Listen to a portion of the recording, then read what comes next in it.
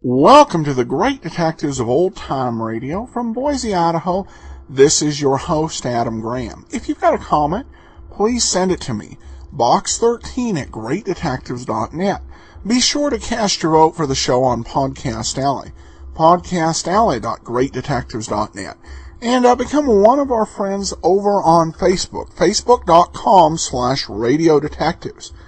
Well, before we begin today's episode of Barrie Craig Confidential Investigator, I do want to remind you that my wife and I's current book, Tales of the Dim Night, is available in both ebook and paperback form. It's a great comedy with some homages that fans of Golden Age superhero stories will recognize. The ebook version has been permanently reduced to $2.99, and that is available for your Kindle or other ebook reader. Go to dimnight.com for more information. Well, today's episode of Barrie Craig is called Microfilm in the Fish Tank. By transcription, Barrie Craig, Confidential Investigator, starring William Gargan.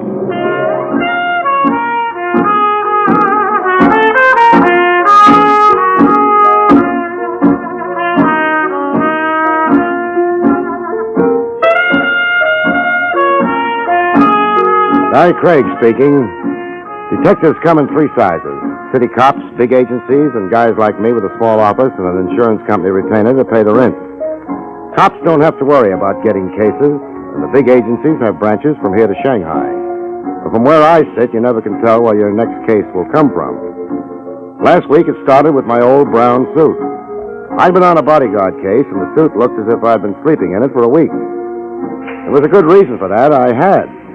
I tucked it under one elbow and ducked into George the tailor's.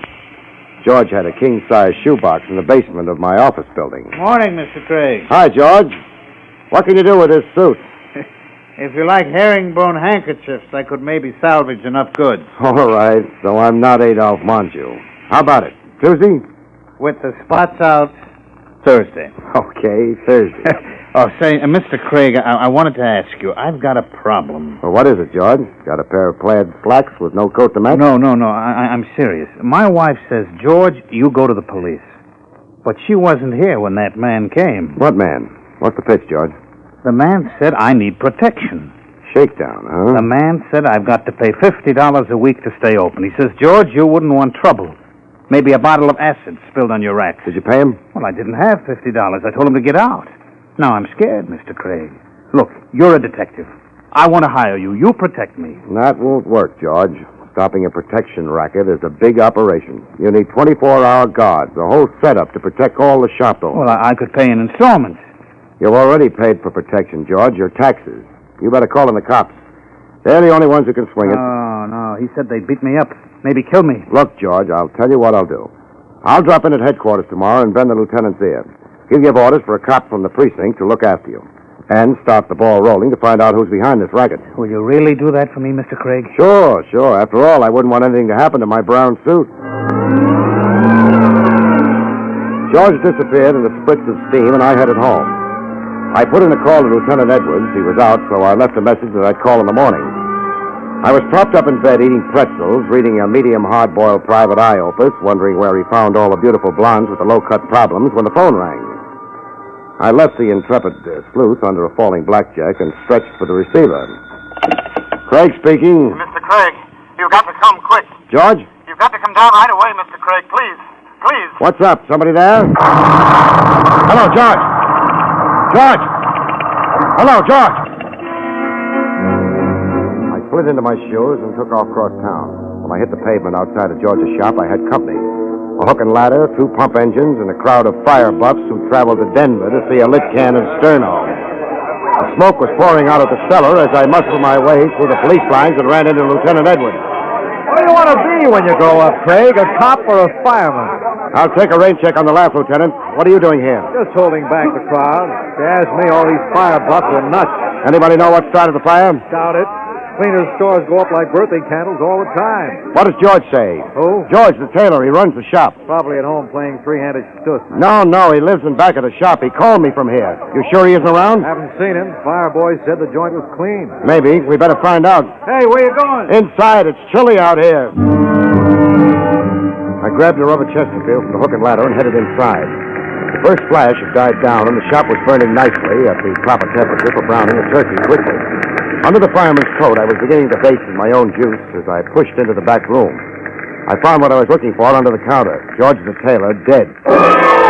Carried him outside and knocked off a few minutes to pump the smoke out of my lungs and siphon a little oxygen in. You all right, Barrie?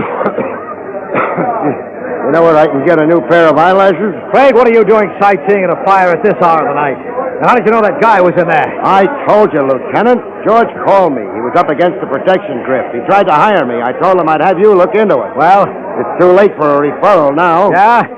Well, it looks like it's my baby now. You better give me the whole shooting match to date. I have. That's all I've got. Anything turned up on your end? Any other complaints of a protection shakedown? Not a mutter. You're lucky you're out of it. I'm not. I haven't welched on a client yet, and as far as I'm concerned, George was my client. Well, it's a good, clean pro job anyway. Tough to prove arson. Maybe not. I found this wedged under George. Plastic? Celluloid scrap. Comes in real handy.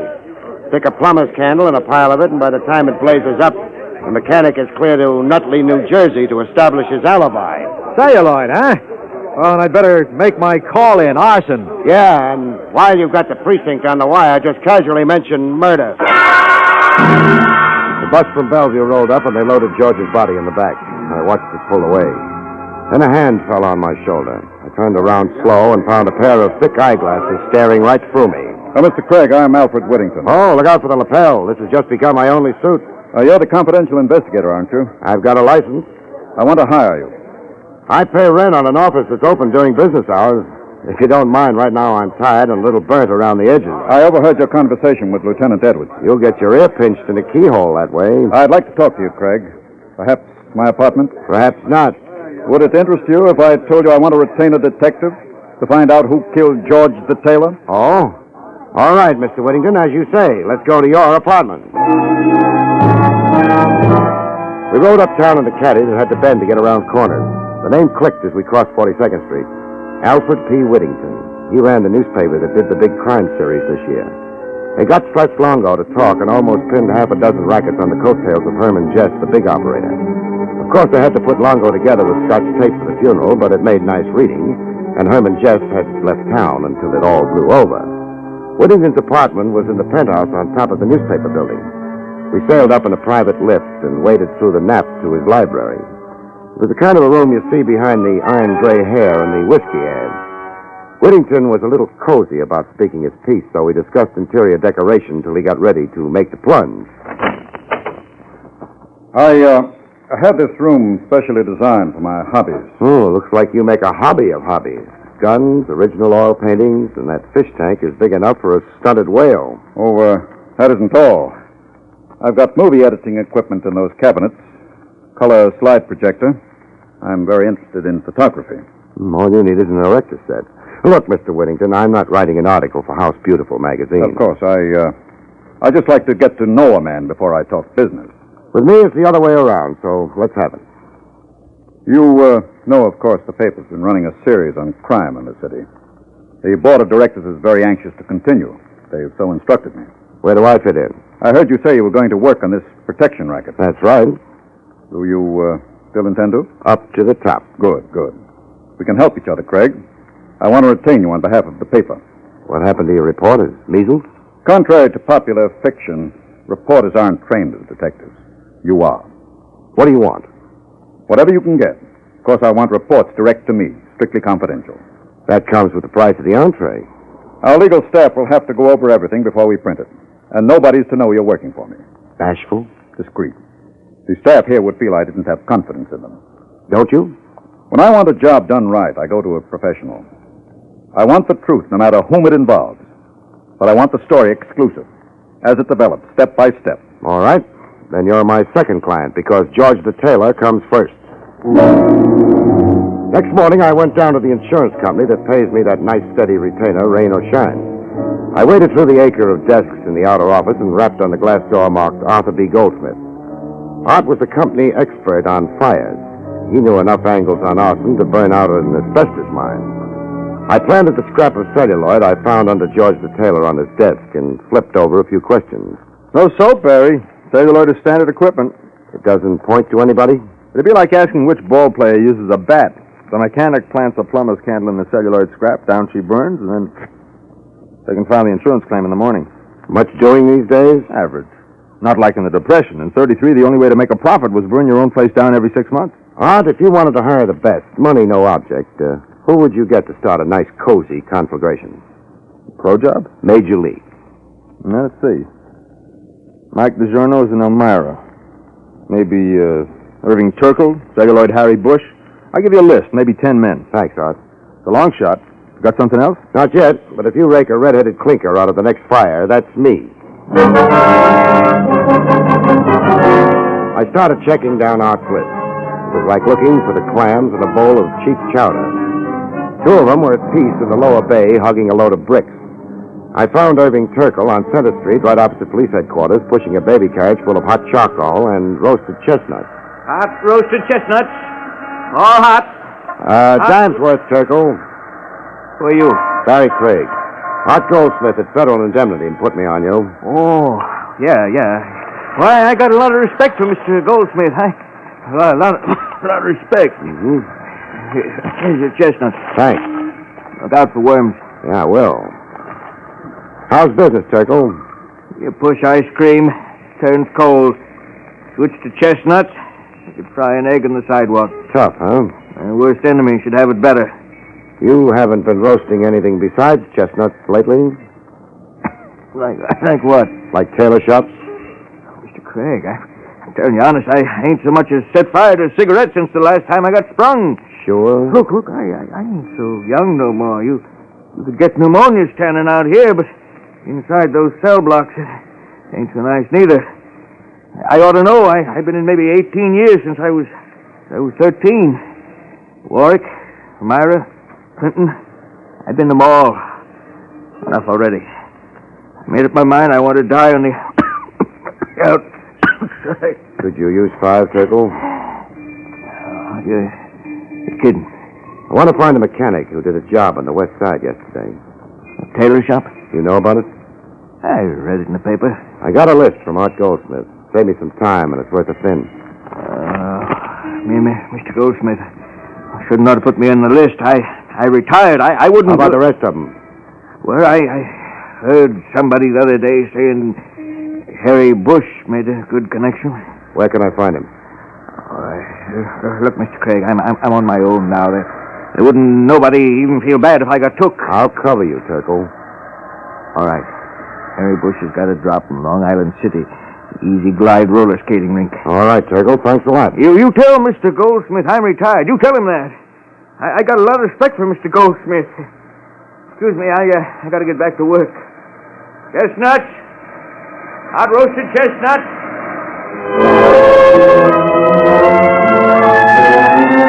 The Easy Glide roller skating rink was in a factory district across the river in Queens. It was an oversized barn with high school kids on wheels where the cows should be. I managed to collide with a redhead in a turtleneck sweater and one of those velvet skating skirts that looked like the paper panties on a lamb chop. And she told me where to look for Harry Bush. There was a sign on the door that said, "Manager, keep out," but I decided to overlook it. Who's that? Hello, Harry. If you want to rent skates, you're in the wrong pew. Mind if I smoke? Who are you? We got a light, a match, maybe a plumber's candle? What are you, cop? Private license, Barrie Craig. It's a nice drop you've got here, Harry. What are you talking about? I'm the manager of this. Been to any good fires lately? What would I be doing at a fire? Lighting it.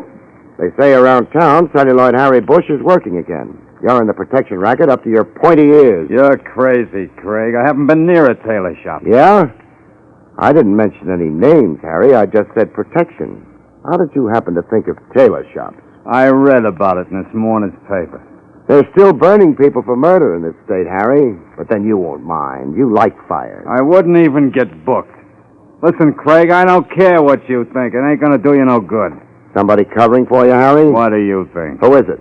Why don't you find out? Maybe I will. So long, fireflies. Outside, I parked my shoulders against the wall just around the corner and went into a trance. I didn't have long to wait. Celluloid Harry came bouncing out in less than 5 minutes and headed to town. I stuck with him like bubblegum till he ducked into a doorway in the East 60s. I gave him a running start, then I waltzed in time to see the indicator on the elevator hit 5. I ran a finger down the directory. There were only 2 offices on 5. Dr. Martin Produlik, DDS, and an outfit named Star Enterprises that could stand for anything. I grabbed the elevator on the next bounce and punched the button marked 5. I put my shoulder to the door marked Star Enterprises and heaved. What's the idea? Well, Herman Jess, I presume. I didn't know you were back. Who the devil are you? Where's Celluloid Harry? Who? The little spark plug. He came up here. I have enough trouble without guessing games. Who are you? Barrie Craig. You're not police. Private. Now, you can't break in here like this. I'm not a well man. I should be in Florida right now. What's keeping you? Well, that's my business. Yeah, I know about your business. You're really a public benefactor, Herman. Where would a kid get a reefer without you, huh? Yeah, now look.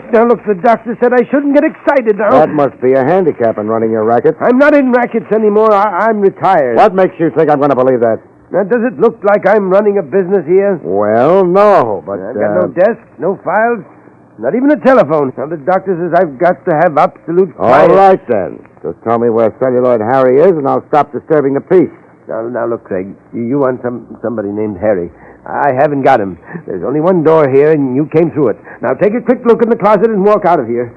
My heart can take just so much. I'll take you up on that, Jess. Not even a bone. Now, kindly leave. Okay, Jess. But if you haven't quit the rackets, I'm warning you now. I'm after the mechanic that burned George the tailor and the man who bought him. Clear up to the top. Put that in your blood pressure and smoke it. I started for the door with a sinking feeling that I was a sucker in a new-style shell game. Celluloid Harry had to be in Jess's office. Unless he was under the rug, I couldn't see him. The elevator door was just sliding closed as I reached it. I got a quick shot of a pretty picture. Celluloid Harry with his finger on the first floor button. The door slammed, and I stared at the arrow as it swung around. It didn't add up. It wasn't in Jess's office. The only other room on the floor was the dentist. Decided to develop a toothache. Can I help you? It's my tooth. This one, see? Hurts something awful. Oh. Dr. Weiss is on the first floor, and Dr. Carey on the third. What's the matter with Dr. Padulik? I'm sorry, he isn't in today. How about the fellow just came out? There's been nobody here. Well, I guess I made a mistake. By the way, you like roller skating? I beg your pardon? Nothing. A book of matches on your desk says Easy Glide Roller Rink. I thought maybe you liked to skate.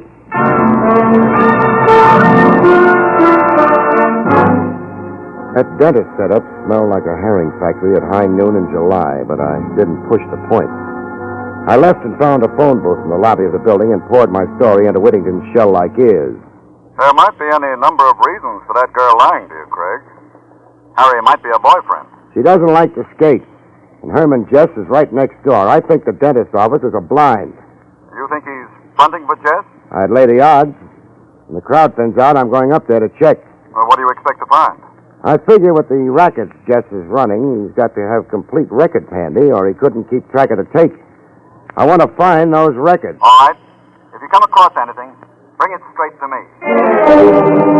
The receptionist had left for lunch, so I rang a few peals on the bell to see if Dr. Padulik was at home. He wasn't, so I let myself in with a bobby pin and went to work on the desk in the inner room. I pulled out a stack of records. That latest date was 3 months ago. The appointment book past that date was blank. The bills checked. Nothing later than 3 months ago, except the last one. A bill from the Conmont Memorial Home for $700.84 for the funeral of Martin Padulik. What are you doing in here? Huh? Who are you? Who do you think I am? Dr. Martin Padulik. He was a rabbity gray little man. Looked pretty good for a 3-month corpse. There was a vein in his forehead, jumping like a kid on a pogo stick. But his hand was steady as a rock, as it was wrapped around a .38 revolver. You stay where you are. What do you think you're going to do? Well, you broke into my office. I'm going to call the police. Fine. You go ahead. Maybe you can explain to them how you happened to be buried 3 months ago. What? You're no dentist. You're fronting for Herman Jess. Well, then, you're crazy. Am I? I'll save you time. I'll call the police. Give me that phone. And you give me that gun. There. Fair trade. Now, settle down, friend, while I jam a chair under the doorknob. I'm going to look for Herman Jess's records. I was in a tough spot, and I knew it. The License Commission doesn't look kindly on breaking and entering, and if that office was clean, I was in for trouble.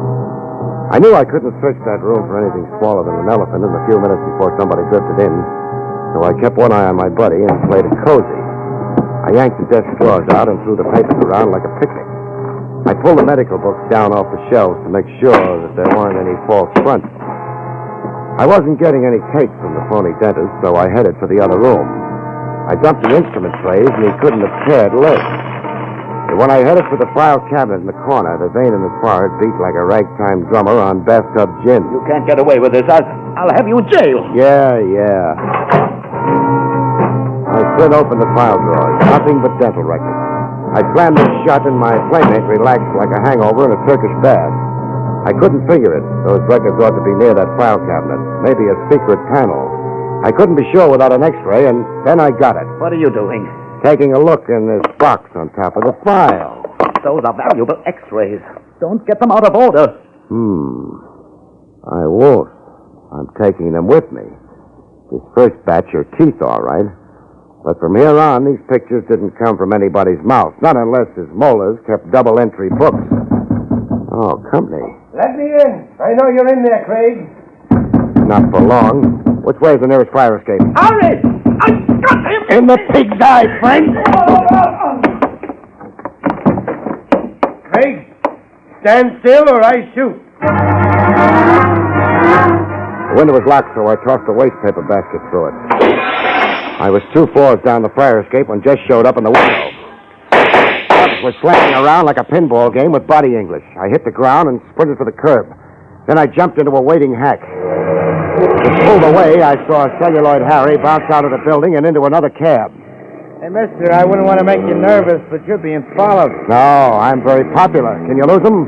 No. My life insurance lapsed last week. Would $50 change your mind? What good is insurance after I'm dead? 50 I can spend now. Hold on to your plate.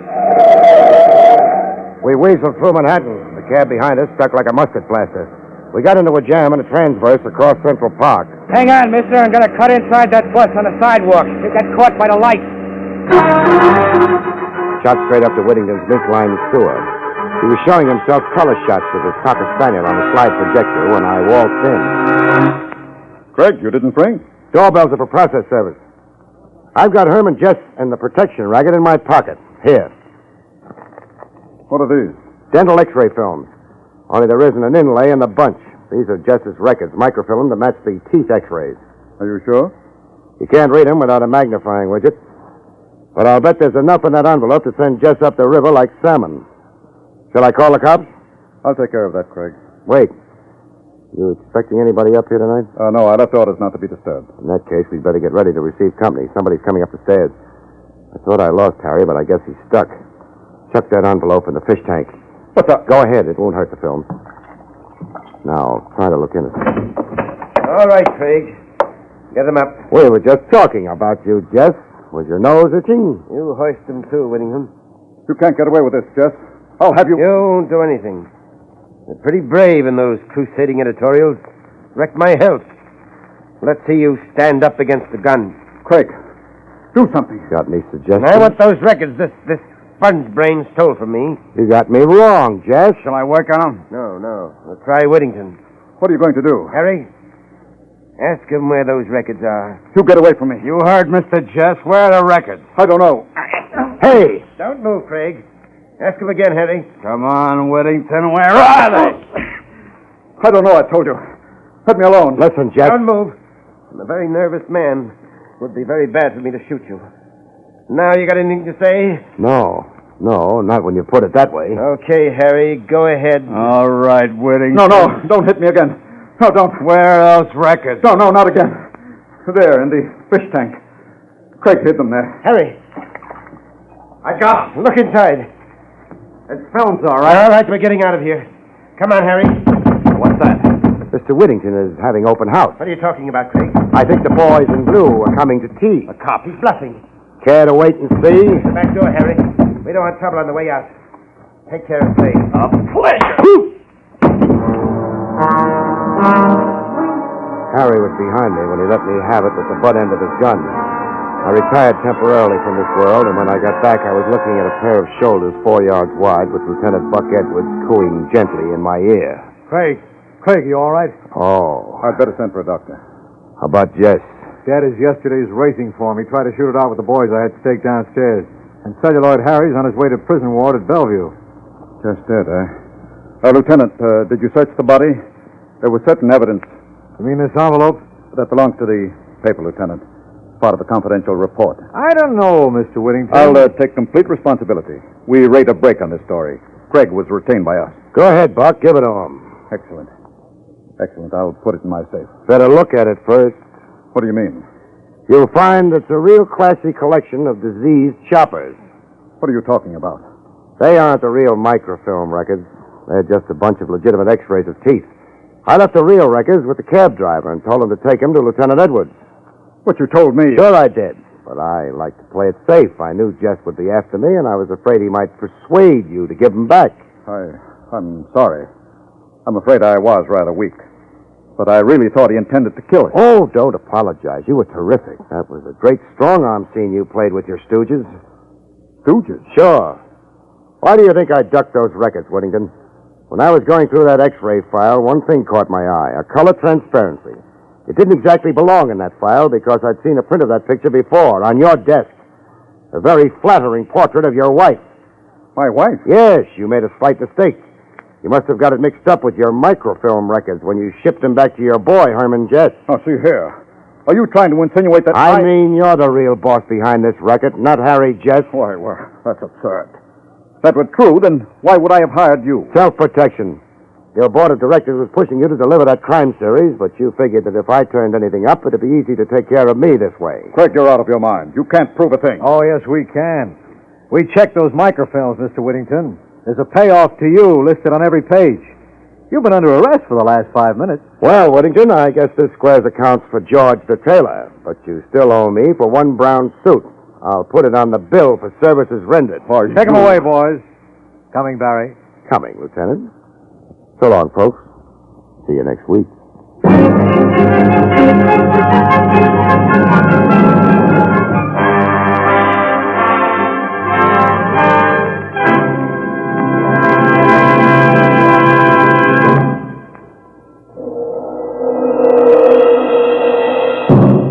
You have just heard Barrie Craig, Confidential Investigator, starring William Gargan.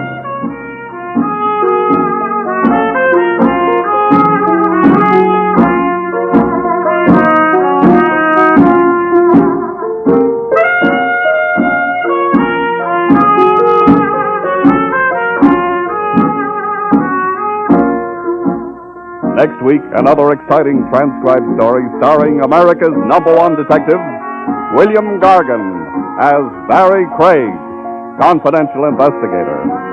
Tonight's story was written by Ernest Kenoy and featured Santos Ortega in the role of Alfred Whittington. Your announcer is Don Pardo. All persons and places mentioned in this program were fictitious, and any resemblance to actual persons living or dead is purely coincidental.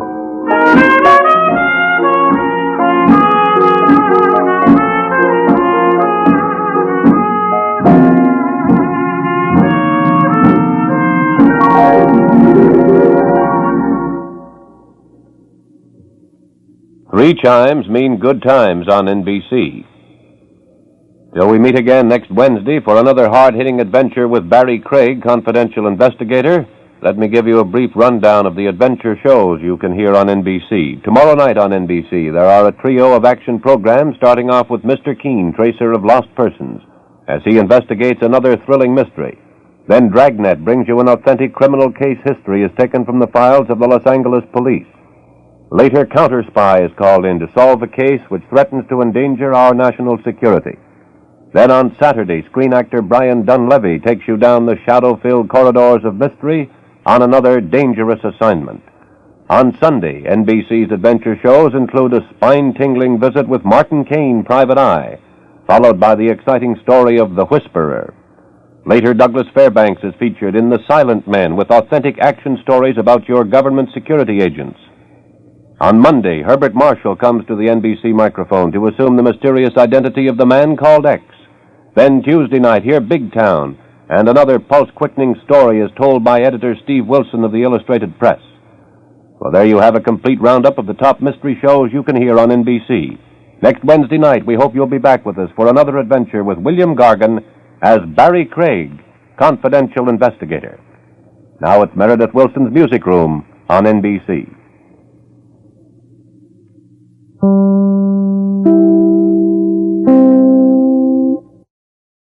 Welcome back. Well, they tweaked some of the conventions of the hard-boiled detective story with Craig telling his tailor to call the police and that a confidential investigator wouldn't do any good against something big like a protection racket. And then you had the part where the newspaper reporter was discussing how reporters weren't skilled as detectives, which is somewhat funny on NBC because at the time NBC was running a very good series called Nightbeat, which basically had that as a premise. So Barrie Craig continues to have some of these gentle tweaks of its own genre.